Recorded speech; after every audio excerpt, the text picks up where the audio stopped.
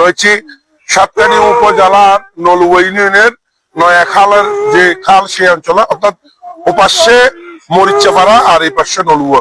আর এই নয়াখালে এই জেলেদের বহু বছর থেকে এই জেলারা এখানে বিহিন্দি জাল দিয়ে মাছ ধরে।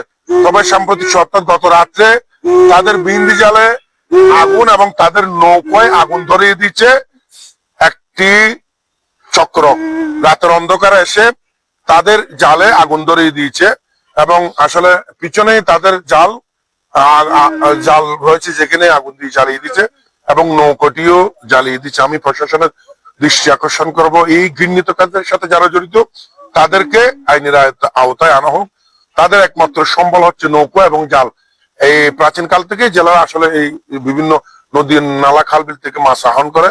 তবে কারা এই আগুন ধরে দিয়েছে জানি না। রাতের অন্ধকারে, জেলেদের দাবি রাতের অন্ধকারে গতকালকে আগুন ধরে দিচ্ছে নৌকাতে এবং দিচ্ছে। আমরা এখানে আমাদের দাদারা চলে গেছে, বাবারা চলে গেছে, এখন আমরা আছি।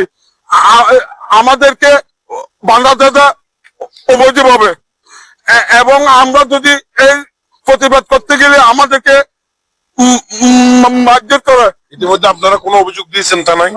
দিছি থানায় দিছি। আগুন ধরাইছে কখন নৌকাতে? কালকে একটাই। বাবু আমরা আমার জালে কামিয়ার আগে খাড়ি নিচে রই এই ইকের থেকে থানার যায়, উড়ত যায়, হন মিশে নিতে নভারির হয়তো তোমার জাল তোমার আমার আনি দেব এই জাল্লা না আনি আজিয়ে দেন খালিয়ে দেন। আর নিজে ওই তারা বীর সারের নিজে এই ফিডানো ফাইখানা করে দিকে তারা জিয়ান হর ইয়ান হদে স্বস্তিমান আচ্ছা হাজার স্বস্তি মান্যম জিয়ান হরিয়ে হোমা মান বাড়ি মারের আজ স্বস্তি মান্যম। দর্শক, জেলেরা জানিয়েছেন এর আগেও তাদের একটি জাল নিয়ে গেছে, তাদের উপর করেছে অত্যাচার।